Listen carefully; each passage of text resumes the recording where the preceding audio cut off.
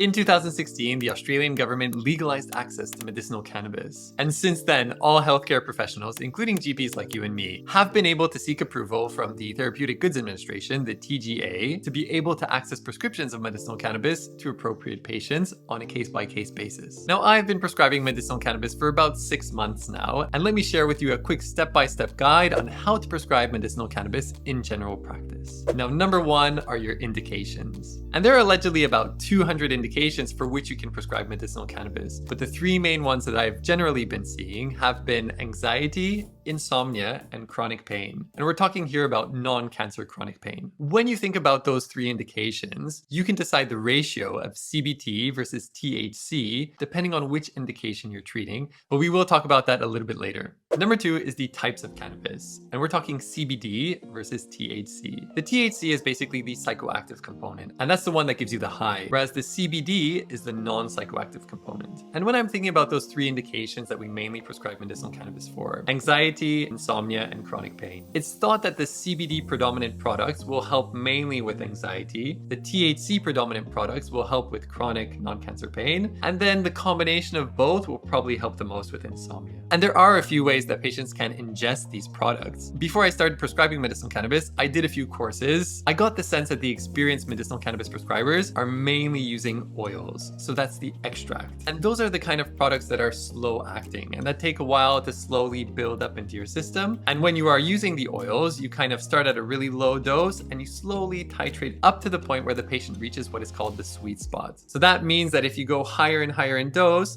patients will notice that the efficacy will get lower and lower and they'll start getting some side effects. But then the other main way that people ingest medicinal cannabis is through flower. And that is effectively a herb that you vaporize and you smoke. And there is this idea that the oils are kind of slow acting, whereas the flower, the one that you vaporize or smoke, is fast acting. And if you want to understand a little bit more about which products you will be prescribing, well, there are quite a few pharmaceutical companies that will be more than happy to give you loads of leaflets and probably free training, to be honest, if you ask for it. And they will tell you the types of oils that they have and the types of flowers that they have. Now let's go into number three, which is the prescription process. As I mentioned before, medicinal cannabis is not currently approved by the TGA. And so we have to apply for authority for each of our individual patients on a case-by-case basis if they fit the criteria to be able to prescribe medicinal cannabis. And we have to be able to document in our notes that we felt that we did a proper assessment and we identified that this patient does qualify, is eligible for medicinal cannabis. And I've created a template that I'm happy to share with you guys, full stop cannabis, and that kind of goes through everything. And I've adapted this from the many resources that I will share in the link below. And if you do want to access this template, feel free to click on the link in the description of the video. Now, there are effectively three things to point out before you decide to start prescribing medicinal cannabis. Now, number one, because medicinal cannabis is a little bit of an experiment at the moment, you have to be satisfied that your patients have accessed all mainstream, evidence-based, and safe treatments for the conditions that you are trying to treat. And so a really great example is insomnia. Realistically, first-line treatment for insomnia is CBTI, cognitive behavioral therapy, specifically for insomnia. If you are prescribing medicinal cannabis for insomnia, well then patients should have gone through a CBTI course first. It hasn't worked, and so you're going to go through this little experiment to see if medicinal cannabis will help. Now, number two is you aren't really supposed to be prescribing medicinal cannabis to patients who are already dependent on illicit cannabis. And number three is that patients with psychosis or a past history of psychosis shouldn't really be prescribed medicinal cannabis with THC within it. And then finally, medicinal cannabis shouldn't be prescribed in patients with severe liver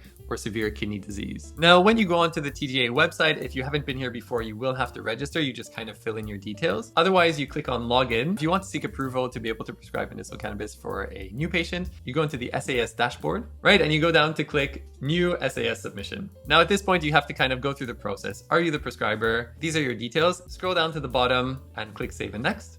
And then what you are looking to do is prescribe a medicine. If you click on the hourglass here and go into search, category, enter, select. Dosage form, oral liquid, select. And the indication at this point, you just write in whatever you want, or you can search. This is where you pop in the details of your patient. We are going to be prescribing for Cherry Ripe, who isn't a real patient, but her initials are CR. This is what you can write here. You can just copy and paste this. Now you will get an email back from the TGA confirming that you have submitted the application. Once you get the approval, you print everything out and the prescription for the product that you want to prescribe, and you give both of those to the patient. The patient takes both of those documents, so the prescription and the approval from the TGA, to the pharmacy, and only then will the pharmacy dispensed the medication. Now, another thing that you have to remember when you're going through the prescription process is you need the patient to sign a consent form. And there's a really great example of a consent form on this website. And this is the one that we are using, and we are also asking patients to sign this as well. Number 4 is driving. And obviously a lot of people are talking about this because the rules are different in different states. In WA, they're pretty strict about it. If you are on preparations that contain THC, you can't drive. If you're on preparations that contain CBD only, well, then there's no issue and you can drive. Now remember guys, this whole field is rapidly evolving. However, personally, after about 6 months of prescribing medicinal cannabis, I have personally stopped prescribing it. And the reasons are I kind of just want to wait for more guidelines to come out, and I'm kind of waiting until we get a little bit more evidence and guidance in terms of its long-term safety, and especially around issues of habituation and dependence with THC products. But what about you guys? How have you guys found the journey of prescribing medicinal cannabis? Is this something that you do? Is this something that you don't do?